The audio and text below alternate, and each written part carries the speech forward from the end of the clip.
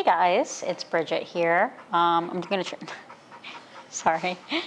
I'm just thinking about my voice being annoying and I'm trying to make it less annoying.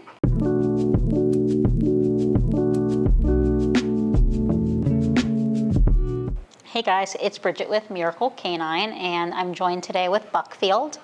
Buckfield comes to us, his owners got him around the time of COVID. So as they were raising him, he didn't have a lot of exposure to the outside world, a lot of people coming over. So when the world opened up again and they were starting to have people over, they realized just how severe his territorial behavior was around the house. He was very aggressive. They have not had people over for 3 years because of this dog's behavior. And as you can see here, we've started training with him. We've implemented a couple of commands. But a lot of people get tripped up on, does the dog look happy in training? And with a dog with a severity of injuring people or the potential to injure people, when we're working, things aren't always going to look rainbows and butterflies and happies and treats. There's going to be a process that the dog is going to get accustomed to, learning the rules, and that can be really earth-shattering for some dogs that have never been told no or have lived a life a certain way. So as we're going through the training process, it's important to get the dog to behave and for the trainers and the owners to be able to safely handle the dog. So as we're going through the process, we're looking for the dog to build confidence over time, and that doesn't always happen overnight. In the training process, it can take several weeks or months for a dog to truly start to open up, especially if they've been living a certain way for quite some time.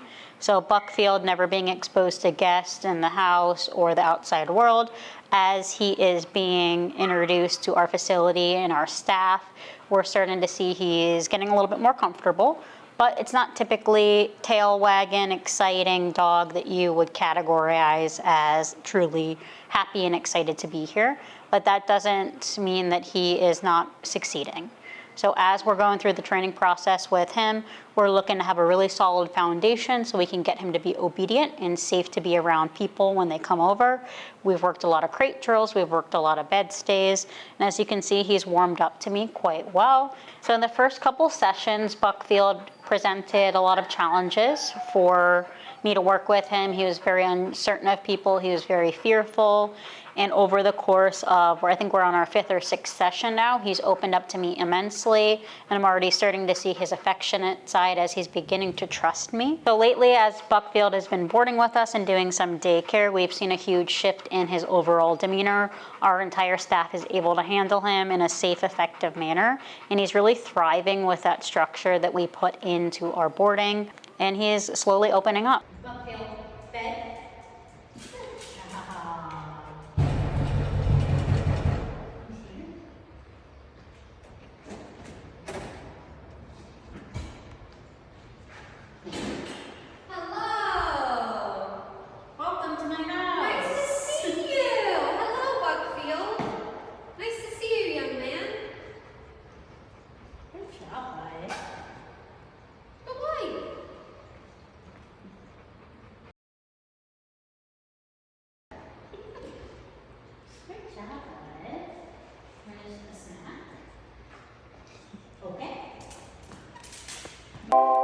Recently, I was working with a dog named Gordon, and we had Gordon in a social group. We made a video of it. And initially, Gordon was very shut down and fearful around other dogs because he had not had a lot of exposure. He had very severe, intense reactivity to the point where he would full on go for other dogs out on the walks. This was not an enjoyable life for the owners at all.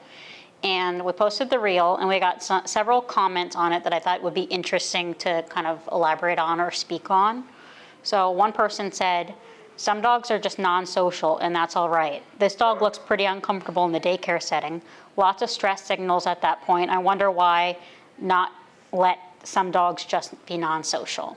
So basically the person is saying, we shouldn't socialize this dog because it looks uncomfortable. I get that that is a thought that most people would have out of context, seeing this dog socialize for the first time and seeing him ears pinned back. And if you get into the bullshit of body language, sure, you could read the stress signals. But this particular family did so much with their dog, and this dog had to be around other dogs because they traveled with him a lot, and it just wasn't an option to simply just put him as non-social. He had to learn how to act around other dogs in an appropriate manner so his owners could enjoy their life with him. And the mindset of just kind of, the dog doesn't like it, so we're not going to do it, is bullshit.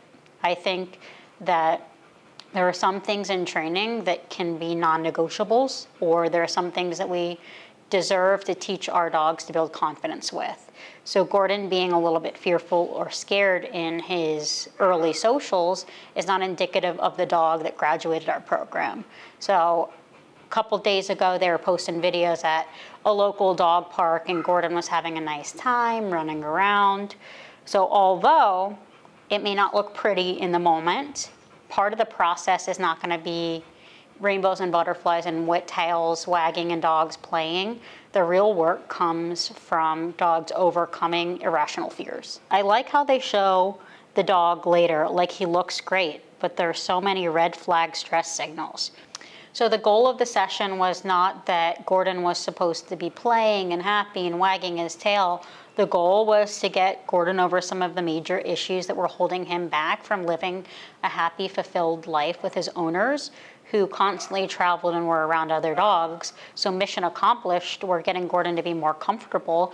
But initially, that's not going to look beautiful aesthetically, and it's going to take time for Gordon to build on those skills and feel more comfortable. This dog was only adopted 7 months ago, so he's still very much adjusting.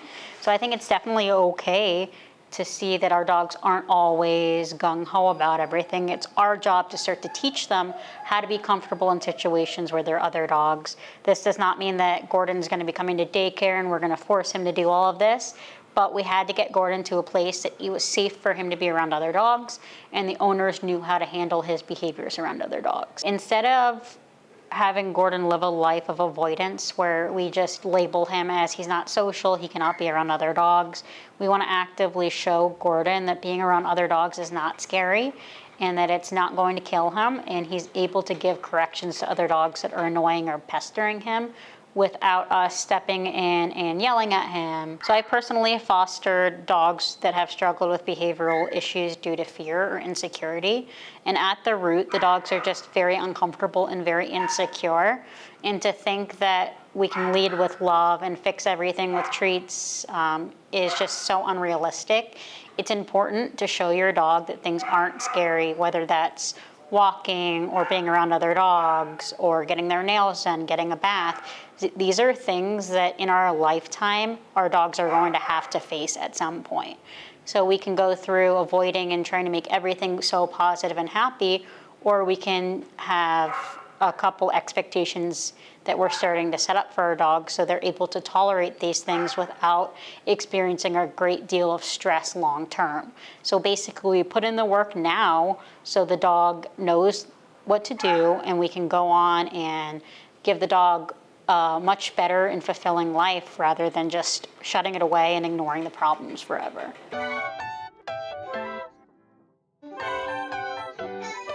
All right, so for the come command, we're going to go back down to our lower levels because we're basically going to treat it as if we're building an unknown command for her. So we're going to go lower. I'm going to give her the verbal cue of come, and then if she needs some help, we're going to hold our button, give her a little bit of leash pressure, and as soon as she's committed to coming to me, I'll release it. She doesn't have to get all the way to me, she just has to show that she's like on her way. And then I would like her to get to where she's close enough that I can touch her and that she stays with me until I give her that release command. Okay. So it'll have like a built-in stay, just like everything else we've taught her. Lady, come. Oh, good job. Very nice.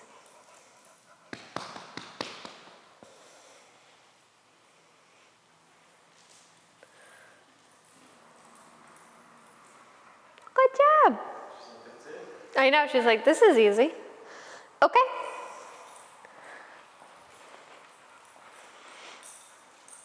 Come. Oh, good job. Very nice. You're so much calmer than you started. You're breathing like a normal dog.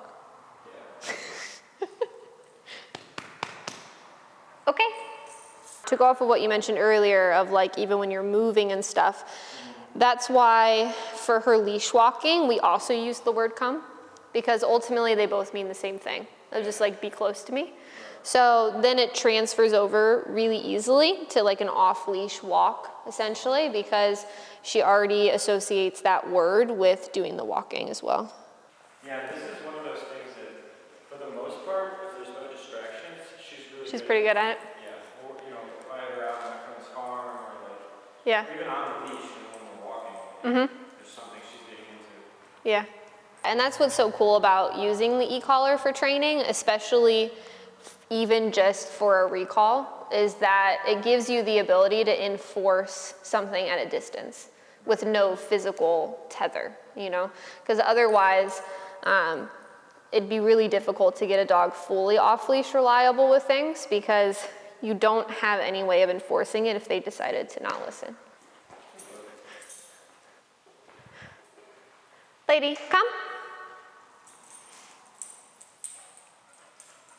That's a good girl. Oh, that's so nice. That's so nice. One thing you can do to build a little bit of like excitement and speed into the recall, okay, is once you've given the command and she has like committed and started to come to you, doing what I did where you either like crouch down or even like jog backwards a little bit, and that really just kind of like pulls her in. I don't like to add in that body language until she's already like made the choice to come to me, because a lot of times if you do it too soon, then you're reliant on it. It has to happen, exactly. I just want that to be like a secondary, like get here and be super excited about it thing, which makes it like more fun for her. Lady, come. Good job. So she had already chosen to come to me, and then I made it like super exciting for her. Good job. Okay. And I like to, if I give affection to the dog, I like to make sure that I stop giving affection and wait a moment before I release. Because a lot of times they'll like stay with you as you're petting them, and then as soon as you stop, they're like, okay, bye, and then they walk away. So it's a good test just to make sure that you're enforcing that built-in stay there. Lady, come. Good job. You are the cutest little gazelle. You were doing little leaps. Good job. Hello, hello. So there I gave her a few seconds, and then when she paused to continue sniffing, that's when I enforced it with the leash and the button. Okay? We're not doing our no's and our corrections right now because we're not considering this like a known command. So right now we're teaching it. So exactly. Yep. The no will come into place when we're no longer trying to teach her and we're more so just trying to enforce something of like, we know you know how to do this, you're just deliberately choosing not to.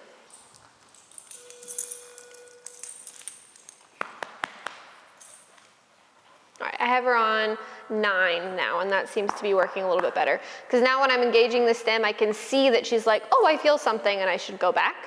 But it's not so high that it's like a correction level or anything like that. Just enough that she feels the pressure, and she knows that the quicker she gets back over here, the quicker it's gonna go away. Okay? And you'll notice this week when you're practicing that just like she's doing kind of right now, she's kind of picking up on the pattern, and she's not really walking very far away from me now because she knows that she's just gonna have to come back, which is fine. Okay, there's nothing wrong with that. So even if she was already close or she's already gonna come to me, I can still say the command because this week is really more about a lot of repetition of her hearing it and doing it, more than it is about like trying to get long distance and her to be distracted and all of that kind of stuff. And something that can be tempting that you want to avoid as well is like telling her to sit and then walking away and then calling her to you. Eventually we'll do stuff like that, and it's not that it's wrong to do that, but Recalling her out of a sit a lot, you create a pattern where she'll start to anticipate it and she won't hold her sits anymore. She'll just be guessing that she's always gonna go to you. And I also see if she's like out somewhere and I want her to come, unless she's sitting, she's not thinking. Exactly, that was the other point I was going to bring up, is that recalling a dog out of a command when they're already focused and recalling them out of an organic state where they're like sniffing and doing their own thing are two very different mindsets. And it's okay to practice both, but I definitely prioritize like the recalls from when they're not already like pre-focused by doing a command. What about doing this exercise with like two people that are on opposite sides of the room? Okay. You're doing comments. Like back and forth type of thing. I generally would save something like that to once the command is taught. Yeah. Once the command is learned, because the learning period with any command, you want to make it as easy as possible for her to succeed. So any external variables, whether it's like distractions, anything that causes the difficulty level to go up, you want to avoid. So you want it to be bare minimum, so easy, because her brain can then just focus on, I'm hearing this word and then I'm doing this behavior. Once it's taught and it's like a known behavior, then you can kind of move towards stuff like that. And on her walks, have you had any like reactions to other dogs or anything like that? It's like so much less extreme though. Yeah. That it's like almost. Yeah. I don't want to say I'm happy with it, but You're right. it's such an, Yeah. it's so much better that it's like acceptable. You know? Because over time, that'll get better. It'll get less and less. Yeah. Because she's making the conscious choice to like understand she still has to maintain the position. Okay. Exactly, yeah. So it's like she knows that she can't allow herself to like tip over out of control. So over time, the more exposure she has and the more practice she gets on keeping it together, it'll dissipate all that really high energy and stuff. Lady, come. Good job. Oh, that was so good. Okay. Did you get that one on the video?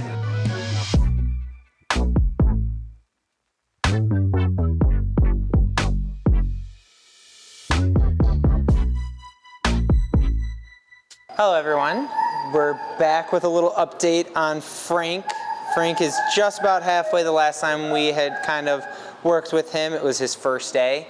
So today we're going to kind of show what halfway looks like, kind of what we do at that point in the board and train, and just kind of work a little bit with him. So the first big difference from the first day to now is that Frank is no longer on leash pressure stuff like we were talking about with the prongs. He is now on the e-collar, and that is something that we transitioned near the end of his first week or so. And transition from the prong to the e-collar takes a little bit of time, but it's a matter of teaching again with the prong, with the leash pressure, having that very direct correction, and then transitioning the e-collar in with continuous pressure, moving that into single taps corrections like we do. And then as we do that, we fade out the prong as we go. So now we are working with some off-leash bed stays right now with him within our facility, obviously, and just kind of showing what that looks like. When we were working the leash pressures with the prong, we kind of had that pressure applied. As that applied, he got into the bed. Once he did, pressure turned off, right? Now we are into that point of single tap corrections where he has a very good understanding of the command. So going up to the bed, just like we were doing with the leash pressure, telling him bed, and then waiting for him to go on. Once he goes on, you tell him good, you give him that reward. And if he doesn't, or either if he blows me off and hops off the bed, then we give that correction, repeat that command to get him back on, fix it, and add that duration in. Like to have a little fun with him. He's a little ball of energy. And we walk him up. Bed. Good. And the good thing about Frank is he has a very good food drive, and he's a puppy, so he's got a lot of that energy. So he's super, super motivated. You can see he hops right up on that bed, so He likes to play, but he also is very good about working that impulse control. And that's what we've really been focusing on too with these new commands. When we first are doing the prong, very low stimulation, very easy for the dogs to kind of work through and learn as they go. He's at the point now with the single taps. I like to get him around all the distractions. I like to have dogs walk by, dogs playing in the socials. And then obviously when we go out in the public, more realistic kind of distractions. It's able to kind of help him work with that impulse control as well as fixing that criteria into that duration. Good boy.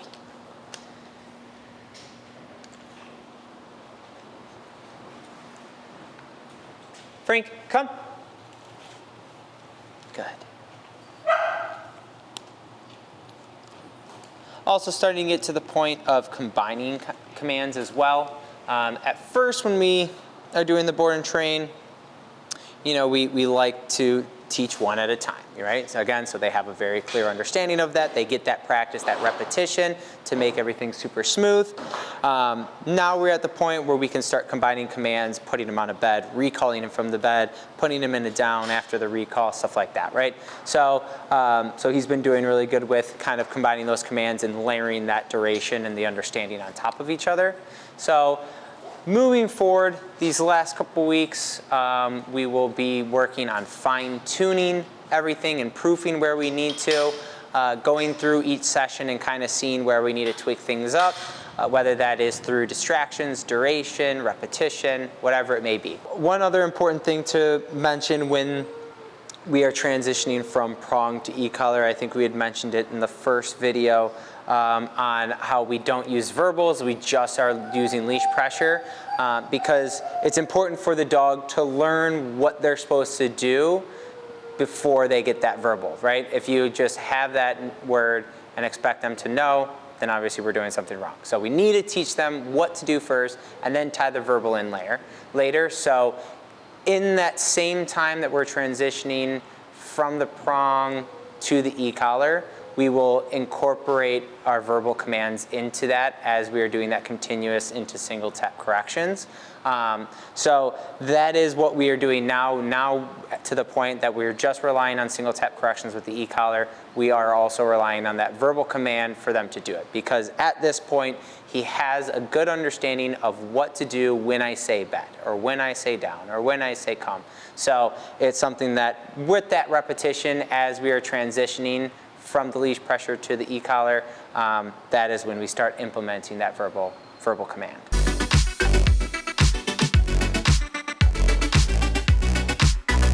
As a board and train trainer, when would you say a dog would be ready for you to name a command? To implement a verbal command, what I kind of look for is, again, that the dog has an understanding, right? And what that means to me is when I start that leash pressure, the whole point is to teach the basics of walking up to the bed gets you on the bed, right? If I'm standing still, you go into that sit, because it's repetition over those sessions of leash pressure. So when I see that light bulb go off of as I walk up to the bed, they're just hopping right on without hesitation or help with the leash pressure, that is when I know that they at least have a basic understanding and into that routine of, okay, as this happens, this is how I should respond, right? And then once they do, then we can start implementing that, the e-collar in more so with it, and as well as the verbal. How does the criteria change when you start naming commands? For me, the criteria changes the most in the sense of stricter criteria, right? Because again, leash pressure, it's basic understanding, right? If I walk up, you get on, right? But what then after that? So once I have the verbal, we don't imply, or duration is implied because we have a beginning of the command and we have our release, the end of the command, right? So the verbal really just starts the stricter criteria and start of duration in terms of that command. So walking up to the bed and he hops on, without the verbal, if I leave, he could do whatever he wants. He could stay, he could hop off, whatever. But when I walk up and he hops on and then I tell him bed, Then it is something that duration starts, criteria has started, so that way we can manage a little bit more of, X amount of time on the bed, or whether we want him to down on the bed as well, or sit, or whatever it may be. So all of those verbals can create more of a strict criteria than without. So next video, we will have a final update before he heads home. So look forward to that, and I'll see you soon. He's like my little baby. Especially since there's some dogs out there who don't do well in daycare, who don't need to do all that stuff. Yeah. And so knowing that, I have a lot of clients who do the same thing. They just prefer doing that one-on-one. It does a lot better at the home. Yeah. They've learned those bad behaviors and stuff. So it just gives them another option. The not doing well at daycare thing is so big, because we have clients all the time that come in, and one of the big things that'll cause them to reach out to us in the first place is they'll say, my dog got kicked out of A, B, C, or D daycare, right? And they do training with this expectation of once we do this training, we can go back to that daycare. And I always tell everybody two things. One, the traditional daycare of 50 to 100 dogs just in a room for 12 hours straight is so faulty. Dogs just don't thrive in that environment, right? And then past that, you're just kind of at the mercy of the skill set that are, of the people that are watching your dog. You do as much, you know this, I'm sure you get plenty of dogs that you walk that, and this is your dog? No, this is actually a client's dog. Oh, great. Yeah. I'm sure you get plenty of clients' dogs that behave way better for you than the owner, right? 100%. They're like, oh, he's walking for you? Yeah. Yeah, he's fine. Exactly, right? So it's it's the same thing with a lot of these daycares where you can do all the training in the world, but if that person doesn't know how to use the training, it's still not going to work out in that environment. And they're like, oh, we don't see this at home. Yeah. It's because you don't have this at home. Well, and I've heard so many people that get into the dog walking space that just have a really good knack with dogs and getting them to walk nice and listen and stuff, that it really kickstarts their journey into training, because you start getting your clients asking you hey, can you help me get my dog to behave the same as they do with you, right? Exactly, yeah.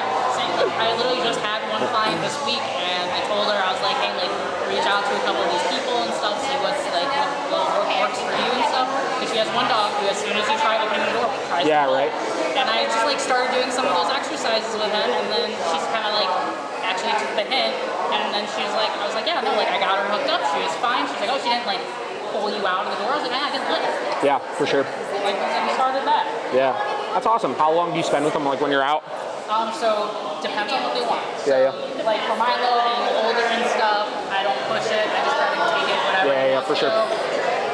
Max is the usual walk is 25 minutes, and then I offer adventures where they have those where we can go to Edgewater, where we can go out. Yeah, that's cool. To go out, do those trails and stuff, give them more spots. Yeah. So those ones can go up to 2 hours. I think that niche of, having it more of kind of adventure style, is really, really neat.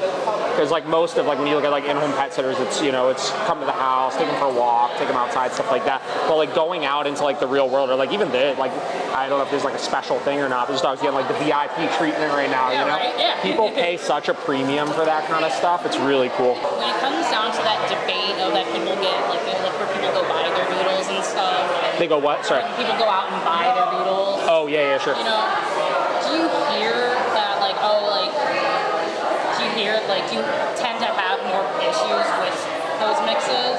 Because I hear the debate all the time where they're like, oh, purebred's better, but then it's not, No, short answer is no, right? I think that you get into the debate of oh, well, if you get a purebred, you know what you're getting, right? Or on the contrary, people will say, well, if you get a rescue dog, you don't know it's passed, so you don't know how it's going to act and stuff like that.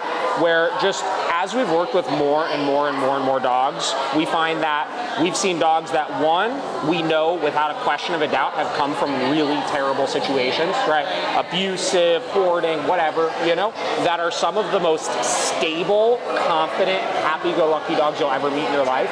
And then we see dogs that owners got as puppies at 8 weeks old that are just disasters of genetic messes. You know what I mean? Just neurotic messes, right? And I don't see a big correlation between all of it, you know what I mean? I think it really comes down to genetics more. And I used to work really closely with a Malinois breeder out in Pennsylvania when I used to be doing dog sports and stuff. And we would see litters of dogs come out, right? That there'd be like, say, 5 of them, 6 of them, whatever, where every single one of them was so different. Yeah. It's insane, you know what I mean? And I think that in particular is really what opened my eyes to like how different some dogs can be, you know? And how much it really is like a genetics game more than like an upbringing game, right? And you can even equate that to humans, right? Like, so like, different family members, like my wife and her brother, right? They are so different. They could not be more different, right? They were raised the same way, right? They had the same exact upbringing and stuff, but their genetics caused them to be totally different. My sister and I, it's the same exact way, right? So no, I don't think it plays a whole lot of a role in that really. Well, I think that the person around here that's doing some of the like, call it homestead, call it like whatever, like organic, get in nature kind of stuff, like some of the best. Are you familiar with Lake Erie dogs? Yeah, so Tom and Kay out there, I've known them for a long time. Tom and I worked together for a little bit. They are out in like the past Sandusky a little bit, and they bought this like huge chunk of land. And same deal, they're posting, I was just commenting on one the other day, because like they're posting these sweet videos of just like going for these like off-leash hikes, like in the middle of just wilderness, and like going swimming in ponds and all that stuff. And it is great, like people, that is what people are really like looking for. Like it's like how Caesar is like massively popular, like because of his like how he has his dog psychology center like set up, you know?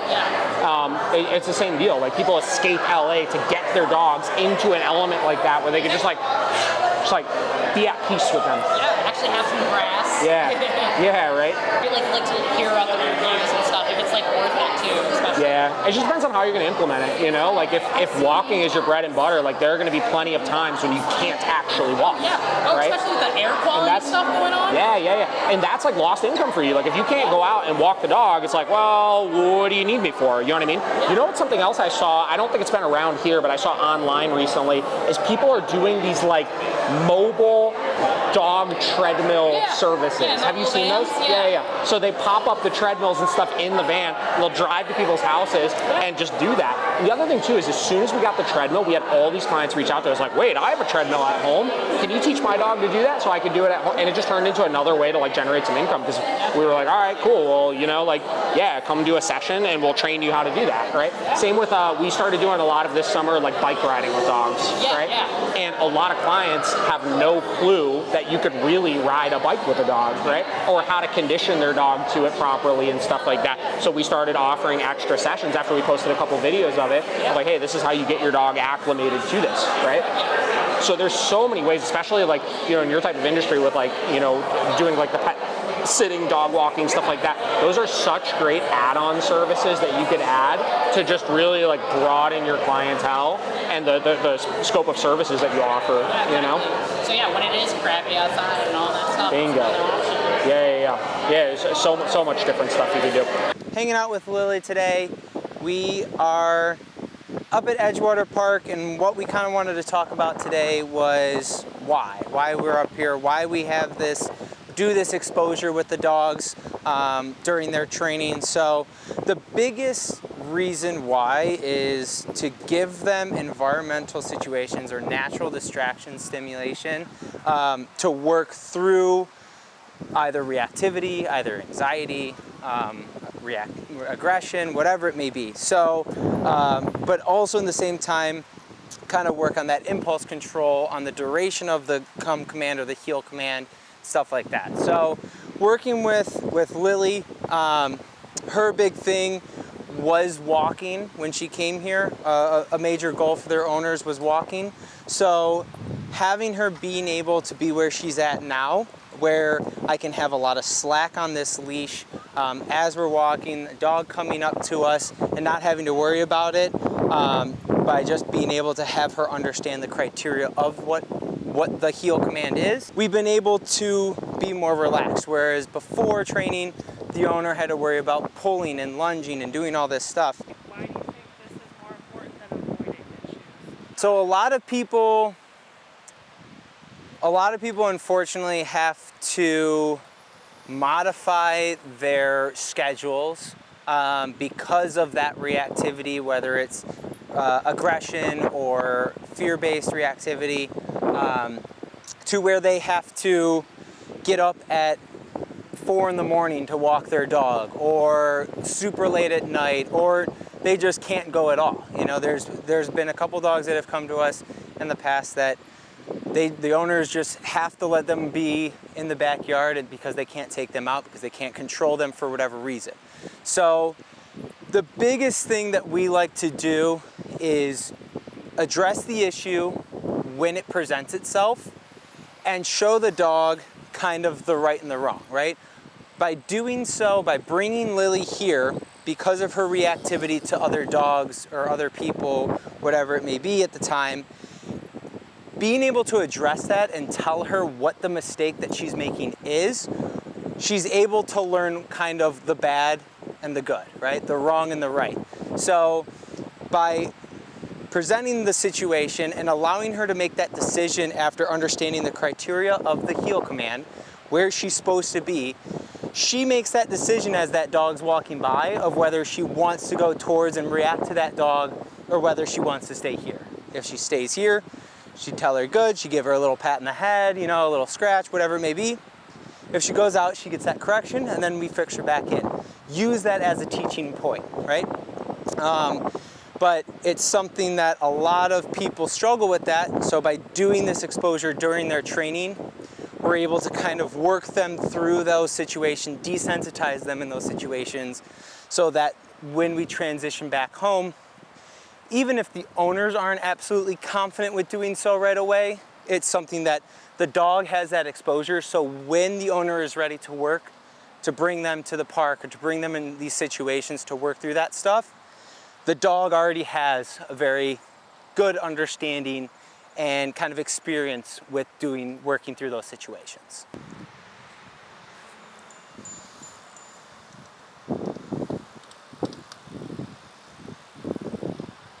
Because Lily came here for the certain reason of, you know, being able to walk on the leash properly and be able to come to certain places and be there appropriately, behave appropriately.